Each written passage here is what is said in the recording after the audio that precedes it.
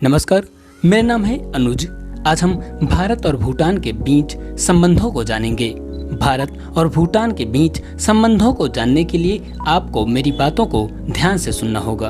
आप मेरी बातों को ध्यान से सुनिए और समझिए भारत तथा भूटान के बीच संबंधों के बारे में। आइए जानते हैं क्या हैं भारत और भूटान के संबंध। भारत और भूटान के संबंध परंपरागत रूप से बहुत ही मधुर रहे हैं, अपितु नई दिल्ली और थिम्फू के मध्य कुछ विशेष संबंध हैं। आखिर विशेष संबंध हों भी भला क्यों ना।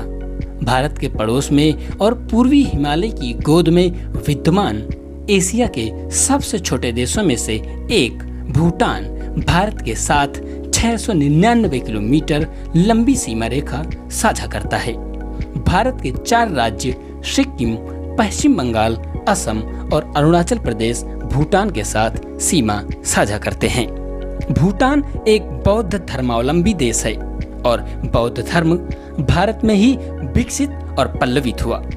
भारत के महत्वपूर्ण सहयोग और दिल्लगी के कारण 1971 में भूटान संयुक्त राष्ट्र का सदस्य बना, 1973 में गुटनिरपेक्षता का हिस्सा बना और 1977 में भारत ने भूटानी दूतावास का दर्जा और बढ़ा दिया।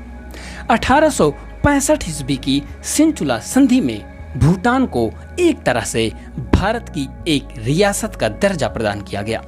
1865 ईस्वी की सिंचुला संधि में भूटान और ब्रिटिश भारत ने हस्ताक्षर किए थे।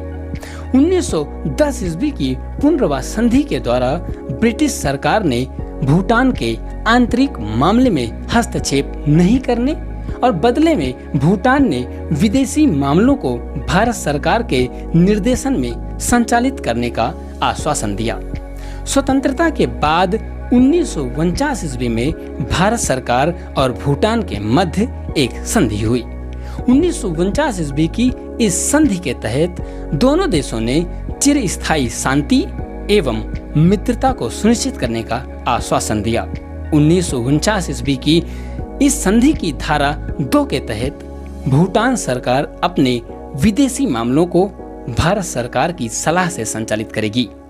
धारा 6 के तहत भारत की अनुमति के बगैर भूटान किसी अन्य देश से घातक या गैर घातक सैन्य उपकरण आयात नहीं कर सकेगा। लेकिन भारत और भूटान के सीमा संबंधित कुछ विवाद भी बने रहते हैं। आइए जानते हैं क्या है भारत और भूटान के मध्य सीमा संबंधित विवाद।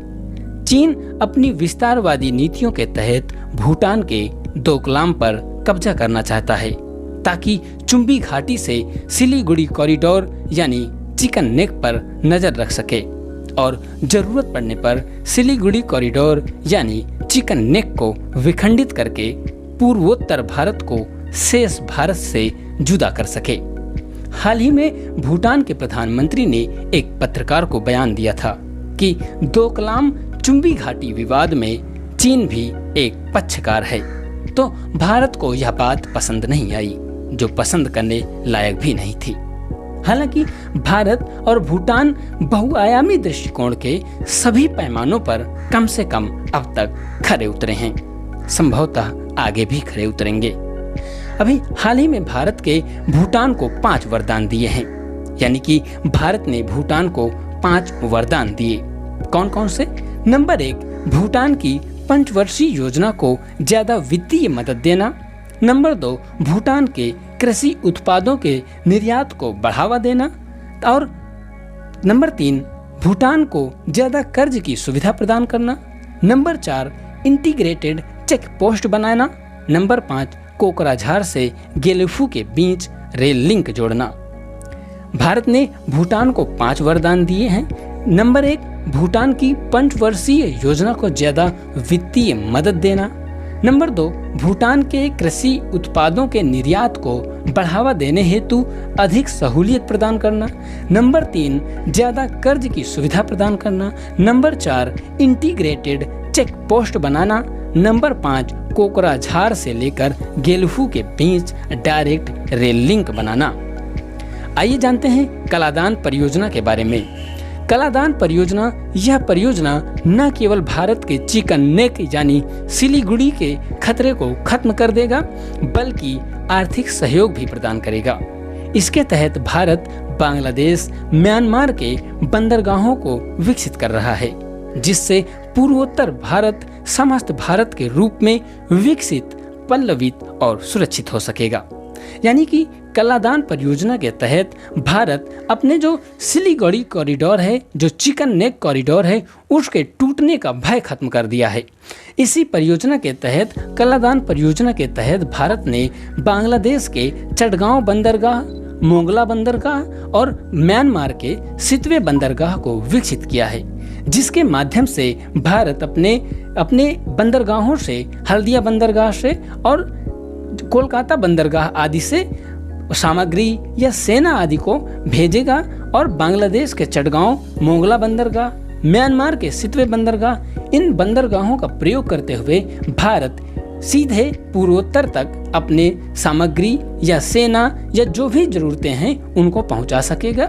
इसलिए इस प्रकार से कलादान परियोजना के माध्यम से सिलीगुड़ी कॉरिडोर यानी चिकन नेक के टूटने का भय भी खत्म हो जाएगा और यह परियोजना भारत को आर्थिक सहायता भी प्रदान करेगी।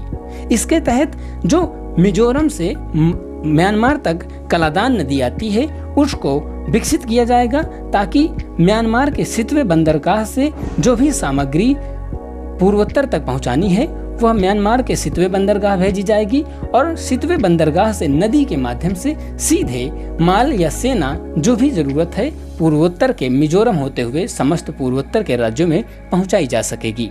इस प्रकार से सिलीगुड़ी कॉरिडोर का भय खत्म हो गया है और अभी हाल ही में भारत सरकार ने बांग्लादेश के मोंगला बंदरगाह, चटगांव बंदरगाह और म्यांमार के सितवे बंदरगाह पर अपनी गतिविधियां प्रारंभ भी कर दी हैं।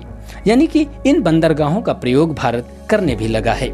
यही परियोजना कलादान परियोजना है, जिसके तहत मिजोरम से आने वाली कलादान नदी को भी विकसित किया जा रहा है, जिससे म्यांमार के सितवे बंदरगाह का प्रयोग करके सीधे पूर्वोत्तर तक अपनी पहुंच बनाई जा सकेगी। साथ ही साथ बांग्लादेश के चटगांव, मोंगला बंदरगाहों का प्रयोग करके भी पूर्वोत्तर तक आवागमन सुनिश्चित किया जा सकेगा और हमको सिलीगुड़ी कॉरिडोर यानी चिकन नेक के टूटने का भय नहीं रहेगा।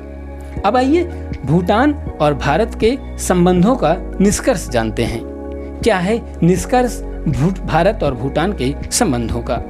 तो श्रेष्ठ जन अपने अनुयायियों को सभ्यता, सत्कार, संस्कार भी देते हैं। श्रेष्ठ जन अपने स्व अनुयायियों को सभ्यता, सत्कार, संस्कार भी देते हैं, परंतु पथ भ्रष्ट होने से बचने के लिए श्रेष्ठ जन अपने अनुयायियों के प्रति नजरें पैनी रखते हैं और कान चौकन्ने रखते हैं। भारत को भूटान के प्रति यही नीति अपनानी चाहिए। निष्कर्ष है कि जिस प्रकार से श्रेष्ठ जन अपने अनुयायियों को सभ्यता, सत्कार, संस्कार देते हैं, उसी प्रकार से भारत को भी भूटान के लिए हर तरह की मदद करनी चाहिए, हर तरह से भूटान को सहयोग प्रदान करना चाहिए। लेकिन जिस प्रकार से श्रेष्ठ जन अपने अनुयायियों के प्रति नजरें पैनी और कान चौकन्ने रखते हैं कि वह अपने पथ से भ्रष्ट न हो जाएं, वह किसी गलत रास्ते पर न जाएं, इसी तरीके से भारत को भी भूटान के प्रति अपनी नजरें पैनी और कान चौकन्ने रखने होंगे, ताकि भूटान चीन के दबाव में ना आए, चीन के पलड़े में ना जाए, उस पक्ष में ज़्यादा प्रभावित ना हो और भारत और चीन के मध्य एक न्यूट्रल रूप में भूटान रह सके, एक बफर जोन के तौर पर काम कर सके। इसी प्रकार भारत को भूटान के प्रति यही नीति अपनानी चाहिए, यह निष्कर्ष है। यदि आपको भारत और भूटान के संबंध समझ में आए हों तो आप हमको कमेंट में जरूर बताइए। बहुत बहुत धन्यवाद।